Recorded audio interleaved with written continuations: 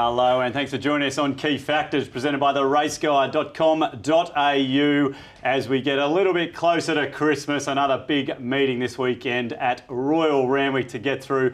Plenty of best bets coming your way, some value in there as well, and welcoming in Mike Wood, our chief analyst, and mate, rocking on for Christmas. Key Factors. Had this time off last year, but we're going straight through. Yeah, we got a few lengths behind during the COVID period, didn't we? So we're storming home during the Christmas period.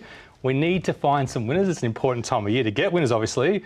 So I got my eyes on a few stocking fillers this Saturday, Stu. All right, that's what I like to hear. And well, going back to last week, mate, I think we spent a lot of the show talking about gut feel, but come on, I've known you for a very long time. You are an analytical genius. Let's get back to basics, It didn't work out well, did it? I had a bit of gut feel. I was talking on the radio as well about the way some races would pan out. It was completely opposite. Back to data this Saturday, we're focusing on jockeys as the X Factor today. Yeah, a lot of good jockey turnarounds this weekend. And let's have a look at all the conditions now this weekend at Royal Randwick, Mike. And some nice, beautiful conditions on Thursday, but there is some rain around. And there's some definite risk. The rail's out 5 metres and not sure what the conditions are going to be and not sure what the bias is going to be. It's softer at the moment, but there's storms coming through tonight. Yep. Bigger storms coming through tomorrow afternoon, Friday afternoon. And if it is wet with the rail out 5 metres, it can sometimes be near pace and sometimes be near rails as well at Randwick. And I reckon completely the opposite as the old days, Stu. Your favourite sort of track to bet on is a wet Randwick, so I'm looking excited to see what you come up with this weekend. Let's have a look at all the races now. We've obviously got 10 races again. They're splitting up the tab highways, plenty of acceptances there. So where are we going to play this weekend? That looks like a season, not a race car, doesn't it? So many races. Races 4, 5, 6, 8, 9. I think race 8 and 9, two of the best betting races on the card. All right, so we'll get to those later on, but it is race 4 we're going to start the show off with tonight, over 2,000 metres. So let's have a look at the market to get key factors going for this weekend. And it's accountability with some nice money into $2.60, fit and running well ran on well this trip at Rose Hill last start. Just missing Gone By. Trevelyan also right there. Gone By on the second line, $4.80. Stuck on when leading that day.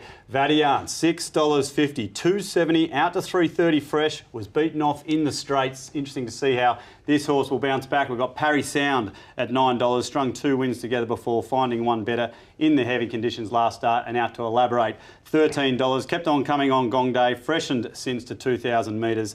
Nash goes off. So, Mike, there's an important jockey change already. Yeah, very important jockey changes to watch all day and a very important form reference to look at, 2,000 metres very recently.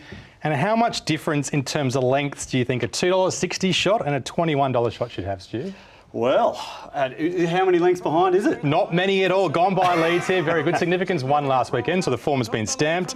Trevelyan's a $21 shot, you just mentioned. She's sticking on the inside in the white and red. Bred from a stayer from France on the dam side, very good. Accountability, obviously the favourite with the yellow cap and the maroon sleeves, coming home strong. But nothing wrong with Trevelyan's run at all, Stu. No, this is what you got to do, isn't it? You're seeing, I mean, let's not call it an absolute blanket finish, but there's only a couple of lengths there between first and fourth, and one of those is a decent I know it was price. a good run by the favourite, but $2.60.21, come on. All right, that's all we've got to have a look at the market. Let's have a look at Elaborate now. And, well, Mike, this is importantly over the 2,000 metres and a little bit of heavy track form line here. Oh, this is an incredibly strong, progressive start. It does all the things that we like. It gets near pace, it digs in and picks up okay, and it surges and finds a line. It was too good for most of the field.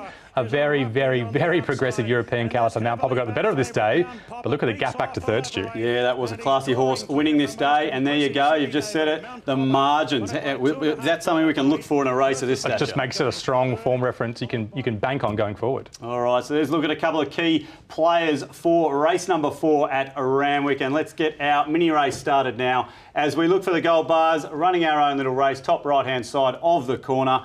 Who have we got here for form, Mike? Not much between them. Accountability was a good run. We could have given the gold bar for form, but the last 50 metres was only even. We'd gone by and Elaborate. What was wrong with its second up run? No, that was decent. And Vadian, so much ground to make up from that first up effort off the long break. Track distance conditions here. Yeah, we are guessing a bit with Vadian, aren't we? We think it'll like the softish track, but hasn't seen it since Europe. Elaborate.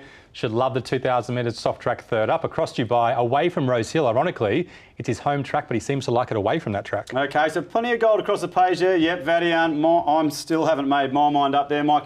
What about the speed map here? We're being very careful with speed map, but on pace, near pace with the trail Trevelyan, you've got to light him up. Okay, we saw the way that horse finished against a few of these as well. So the favourites are there, elaborates right there, Trevelyan's there, Mike, and well, progression deep into summer. Once again, we're guessing with Vadian. What's he going to do second up after Keane first up? At Newcastle, Milestone can improve, but he needs to.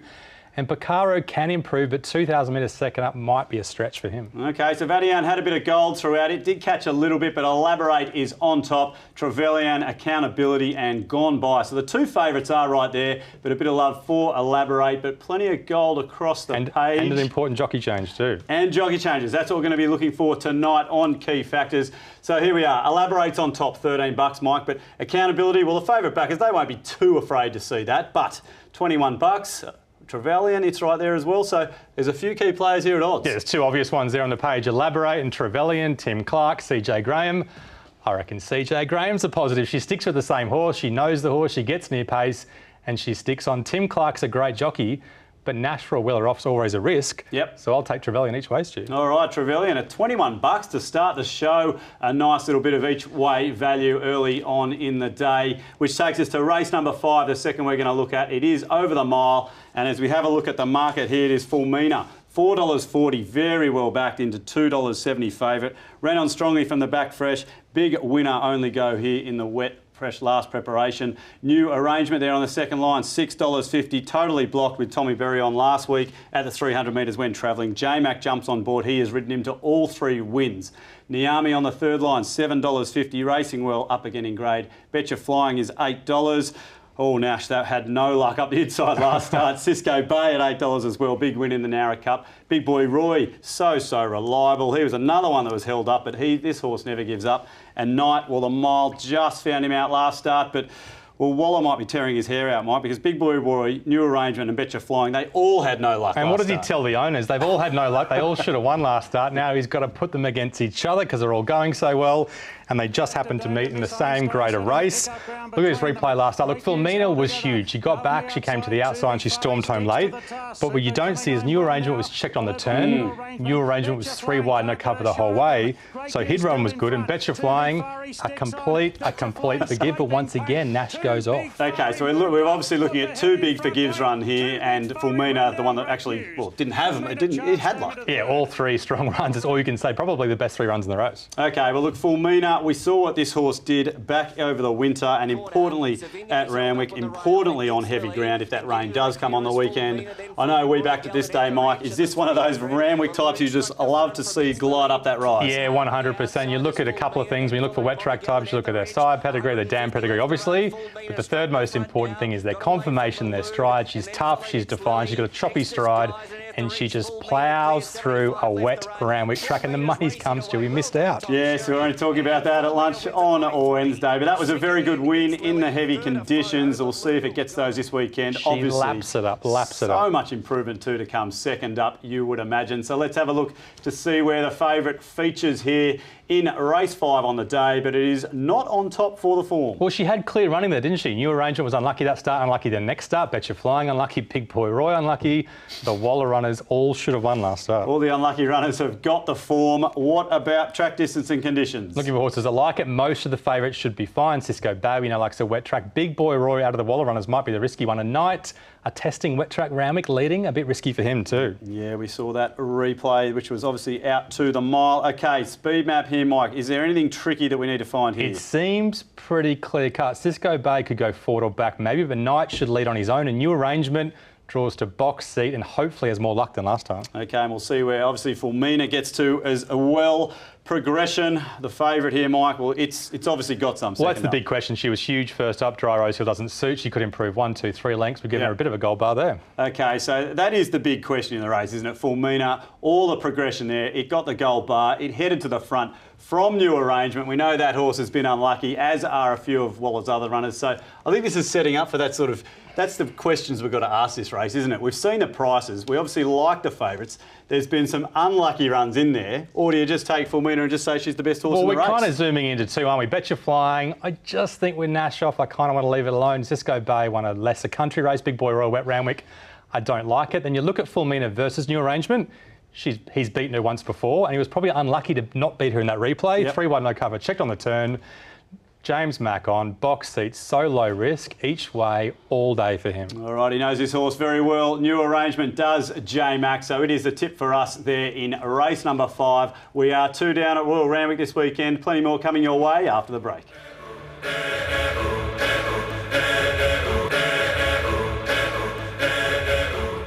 Welcome back to Key Factors, presented by the raceguide.com.au. We are having a look at the Royal Randwick card this Saturday, and we have already looked at 2. The next we're looking at is race number 6. It is over 1,400 metres for the fillies and mares, and a few of these with hard luck stories in behind Vitesse last start, who is the favourite here at $4. After getting control last time, draws the 1 again here, so it will go forward. Sausage on the second line at $6. Have a look at the video comments here. Off heels 200, tight and late, jump slowish. It's on its P plates, Mike. You can get to that later. Bring the Ransom, $6 on the third line. Timmy Clark takes over after Josh Parr didn't have much luck last start. Invinciano, $7. Fitter for the run. It'll go forward as well. Saigon, interesting runner. Another one on his P plates. Missing the start in the trial. Went to the line well. A big win at Newcastle, winning his maiden, and obviously form around Vitesse late last preparation. And then out to Maui Girl, $10. A good run from the back, fresh, and steps out in trip here. But Vitesse, Mike, a few of these coming through that race just a couple of weeks ago. Yeah, this is the fillies and mares race. I'm looking at fillies and mares race recently that just had no tempo on paper. And if you owned a mare in this race that was in form, going well, looked good in the yard, and you didn't go forward, have a chat to your trainer, I reckon, because this race was just there for the taking. James Mack knew it. He got control. He got an easy time to the 600, and he put the pedal to the metal, got a break on them, and won. His last 200 metres wasn't that strong, though, so she is beatable on Saturday. Mystery double race Kenzo today. Bring the Ransom is one I want to identify. Held up, gets to the outside, and smashes the line late, Stu. OK, so you're saying no tempo this day. Is that going to be any different on Saturday? There has to be more. The map says not too much, but surely something goes forward this time. OK, J-Mac will look to probably take control again. Let's have a look at Saigon now. Obviously one of the stablemates here, and gets back in its trial. Well, that's its tendency, isn't it? We said it does tend to miss the start, but I thought these were some very sneaky trials, Mike. Is this horse ready to go fresh? Well, mares, once they're in form, they just hit form, they get better and better. And this horse, the last 150 metres, just picks up, surges and smashes the line every time. Her last preparation was lengths better than the one before that. Her trial was always going to be interesting in this prep, and it looks like she's come back maybe even better against you. All right, but Wallow runners fresh. Which ones do we pick? I usually avoid, but I like that. Yeah, I like that trial as well. We know J-Mac's in for a big day. Wallow's obviously going to be in for a big day. Let's have a look to see where we are going to be headed here in race number 6 this weekend. The form here, Mike, obviously a lot of it stacking up around Vitesse. Yeah, real puzzle, but an enjoyable puzzle. I think given the good position in run with Vitesse, she doesn't get the gold bar despite the fact she won. Bring the Ransom's form's good. Sausage should have won. Saigon's flying, and Helga, 3 wide, no cover first up. Nothing wrong with that run. OK, you often say racing is about solving the puzzle, so let's see how these key factors are going to help us here. And we'll track distance and conditions. You're saying a lot of these are going to get through it. Yeah, the risks on Invinciano. She's a big, strong type, more like a dry track. Maui Girl. Look, I know she's got some soft track form, but I think the dry Rosie suited her. And Helga would have preferred drier as well. OK, so we know that we've mentioned tempo a few times. Where are a couple of these going to get to on the speed map? Does Vitesse just go forward again? You can tell I want to oppose her, but geez, come on. She gets the lead again. And Vinciano probably on her outside again. Helga's the one with the apprentice on Williams on that could go forward and put some pressure on. OK, so Helga with a bit of gold, Vitesse as well, but it is Bring the Ransom they have to catch. And progression here, Mike, a few of these have been racing each other the last few weeks. Yeah, like we said, in Vinciano, that big, strong type that improves into her preps. Saigon could have improved between preps. And Maui Girl second up too. OK, yeah, big question there for Saigon, but it does get the gold for progression as well as a couple of others, which puts it on top with Bring the Ransom here in race number 6. Vitesse and Sausage obviously not too far behind with Helga as well. So it feels like a race with a few questions, Mike. You've said it's a puzzle. I think those key factors helped us a little bit. But this is a race that we've got value all the way through. There's no standout clear favourite here at all. So we're going to be going pretty wide. Yeah, it's very tricky. I know the X factor for tonight is jockey, but when in doubt, the X factor I always lean back on is horses that absolutely smash to the line the last 100 metres. And I love the fact that 2 top batters are there. Bring the Ransom, smash the line every start of this preparation and last prep. And Saigon, I think she's low flying. back them both. I think you'll get a result. All right, I like this race too. Some nice confidence there. Bring the Ransom and Saigon for us there, race number 6, which takes us to race number 8. It is 1,400 metres under handicap conditions, and the scoreboard reads 1-1 for our two favourites for their last 2 starts, opposing each other, and it's Edison on top here, $3.30 in red hot form, second, first this preparation. Hilo on the second line, $4.60. Beat Edison here in the heavy, then close behind him at Newcastle. Passage of Time on the third line, $7 on the quick backup after running on okay behind a Theory last weekend. It's third up here. Order again, $10, resuming off a quiet trial in the market without winning most preparations, most starts last preparation. And Cradle Mountain, $11, another lengthy spell for Claire Cunningham's favourite gelding, but full of running in its latest trial, Mike. Yeah, we'll look at the trial in a second, but Hilo and Edison, the two favourites, like you said, Stu, they've got very, very similar form from Randwick. And then Newcastle after that. This day was a little bit inside, a little bit on pace. So Hilo may be in the right spot. Edison fights so hard. There's nothing much between them. Maybe Edison just a little bit tougher, Stu. Yeah, okay. So I think importantly, we've probably gone back to the right racing conditions here, importantly. Yeah, same track, same or similar conditions. We don't know how much rain will come, so keep an eye on that. Keep an eye on the bias as well. Hilo gets a softer barrier on Saturday, but Edison should drop just behind the pace. They both should get their chance. Yeah, look, Edison just did not give up there. Hilo on the fence, as you said, may have been advantaged, but they are right in the market here. And well, there you can see Cradle Mountain. It absolutely speared to the lead this day, Mike. But we know this horse was good. Is it as good? Well, this is the big question, isn't it? An impossible horse to price. If it turns up into the yard not looking good, not in best shape, it should be 20 or 30 to 1. If it turns up and the track's not too wet, it probably should be $3 or $4, Stu. It's a fantastic horse at its best. It rolls to the lead, so it's low risk, and it spaces these guys this day. Okay, so going to, could it just sort of, is this the right sort of race where it could just roll to the lead? 100%. Track pattern, not too choppy. Big striding type, he'll like it. All right, we'll have a look at that speed map as we get into all the key factors here. But as always, Mike, the form is going to steer us off here to find a winner with the two favourites surely to be thereabouts. Yeah, Edison won last start. He's going pretty well, so light him up. Okay, Edison with that form, so consistent of late. Hilo in behind with a redouble and track distance conditions here. Yeah, importantly, the favourites both like it, so they'll be hard to get past, I think. All right, so the favourites, they are out in front here. They might take a bit of catching. Now, speed map, we said this. Is this just going to be where they're going to go? Well, I think there is a bit of pressure. There's 2 or 3 that can go forward. Cradle Mountain, so that we didn't give him a gold bar for that, and his form is much lesser. But Hilo and Redouble drawn inside near post. Okay, so Cradle Mountain is way back here as we go through all the key factors. But that's the sort of horse that probably does have a bit of progression. Well, we're just guessing. We're 100% guessing. We're giving him a bit, but he could do anything on Saturday. Well, there it is. Cradle Mountain had the progression. Hilo on top from Edison. Redouble at any old odds, not too far away as well. So the favourites, they've fared very well throughout the key factors here. They have got the form on the board. A few queries on the likes of Cradle Mountain. That's the way this race is setting up. Let's have a look at the odds here, Mike. We couldn't really fault these two favourites, could we? Although you said maybe Hilo got the better run on the inside there. Where's the value coming from in this race? Well, I think it's a decent betting race because it's so skinny. Redoubles change back to the Beyond Baker yard. The data says he's a chance because you have to forgive the cardiac arrhythmia last start, but the recent trial was poor. So I'm left between Hilo and Edison and Hilo. I've kind of put Hilo up as the tip, but I'm second guessing myself, Stu. What do you reckon? Mate, they're both very easy to It's just the 1,400 metres. I might be leading Edison's way. You're saying this is a favourites race. Either way. Either way, we're playing the favourites there late in the day. Race number 8, which gets us to race number 9 to wrap things up at Royal Randwick this week. 1,200 metres to end the day. An interesting race too. Benchmark 88 with Big Parade, the favourite, $4.40. Freshened since the gong day when it was $2.25 into $1.90. Draws out in 12. Josh Parsticks here. See how fast this horse is going to go. Mo's Crown, $5.50. Showed his fighting spirit. Was just edged out last start. J Mac goes back on. Cordia, $6.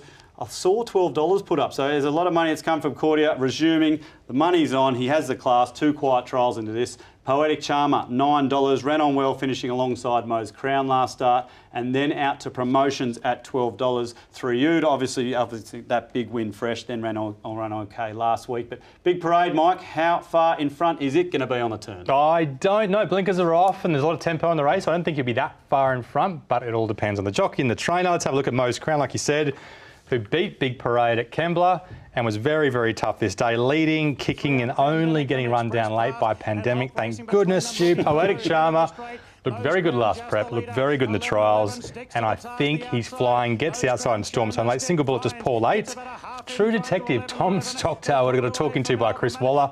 3 wide, no cover first up. He doesn't like that at all, and he fights on okay, Stu. Okay, all right. So, look, a couple of these have appeared on the show before, Mike. Mo's Crown, Poetic Charmer. There's a reason there? I don't think we've tipped them much. Poetic Charmer we tipped once for a win, so we like the horse. All right, good old Mo. We know we like a horse that can fight. That horse does. Now, True Detective, Mike, we're going back to the 11th of April here, so we're talking carnival time. This is the Group 2 Arrowfield, so obviously a decent race. Yeah, decent race. And if you look at him, he's not the biggest, bulkiest type. He's a sort of a more balanced, defined type. He's the son of Seamus Award, so you think maybe he'll like a wet track at Randwick. You look at his stats, they're not that good. But then you look at the class of race he's been getting. This is the Group 2 Arrowfield sprint, like you said. There's Flip, there's Splintex. There's some fantastic gallopers in this race.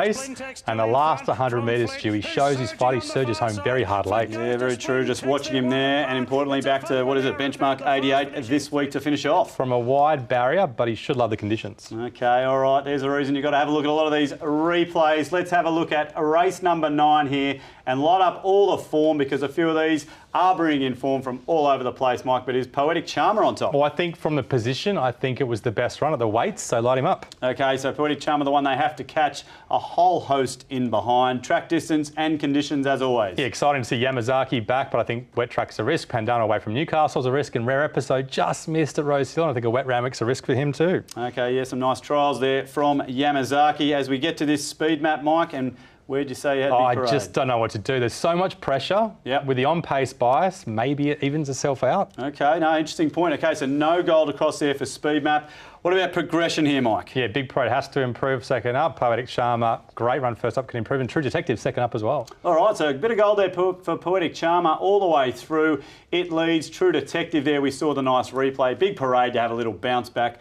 Mo's Crown not too far away here, Mike. So I like this. The favourites are there, but you've definitely found a little bit of edge through the key factors. That's what they are there to do. So let's bring in all the ratings here to see where we're going in race number 9. And, well, Poetic Charmer had plenty of gold, as we saw. It's $9. True Detective, $16. And these favourites, well, they've cleared out 2 lengths. Yeah, I think they're okay, but this is a race that I really, really, really like. But I am holding fire because of that potential track pattern we talked about at the start of the show. There could be some on-pace, near-pace bias. Yep, so have a and if look. There is, I am not touching it because they're drawn out wide, they'll get back. But if they're swooping home out wide, you can back both these runners. They'll run massive races on Saturday. Yeah, well, important to see how much rain comes, but it is Poetic Charmer and True Detective there at some nice value in race number 9. Well, there's a look at 5 big races from Royal Randwick this weekend. Stick around after the break. All the other tips on the card, and of course our $100 hot seat to end the year.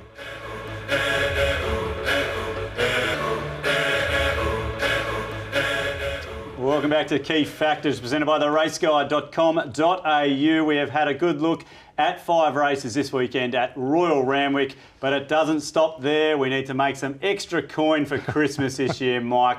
Plenty of other races on the cards. We've got 10, in fact. Have you had a look at the highways yet? Bird on a winning post, I see there. I love a country horse. It's on pace and tough. Palili, 250, wins the first race. Moyasar wins the second race, gets on pace as well. Bird on a winning post, on pace and kicks. Trevelyan on pace and digs in and fights hard with Staying Blood on its damn side. New arrangement, the each way play. They bring the ransom so tough. Sally's Day, that's, I don't like that race. Hillo 460 and Edison maybe in the Quinella. Poetic Charmer down the outside with True Detective. And having fun, 1,400 metres wet track suits better than 1,600 metres on dry. So if you see a bird on a winning post when you get to the track and the first trainer you see, could that be the omen of the day? That is double up all day. Santa's coming. All right, well, there's the best bets. Now, $100 hot seat, Mike. We've got 2 weeks to get this profit skyrocketing. It's a whole new year in a couple of weeks, so we are in the positive. Let's keep it going. Finish the year well. Can we set a target of 500 for the year? I just want to see how you react to my stocking filler. I'll go through the bets. You tell me what you think. $10 on Trevelyan, so we found a roughie. Nice. At $21. CJ Graham poking through up the inside at wins. And the new arrangement, I am terrified of Fulmina on a wet track, so I have gone 10 by 80, Stu, at $2.20 a place. What do you think? I don't mind that, mate. That horse is going to be sticking on. Trevelyan at nice odds, but where's the Quinella with Fulmina? No. Okay. I'll take the 220. Take the 220, but it is new arrangement. They're taking up the absolute bulk of the $100 hot seat. So heading into Chrissy, Mike, are you going to be there at the track this weekend or more Chrissy shopping, mate? I'm definitely Christmas shopping, but I'm punting from 1 till 6, as I always am, and we're back on air next Christmas Eve for that last-minute shopping rush, Stu. All right, we'll get the Santa hats on next week. That's all from us here on Key Factors for this week. Head to theraceguide.com.au for all your profiling this weekend to find your winners at Royal Randwick. Good punting on Saturday.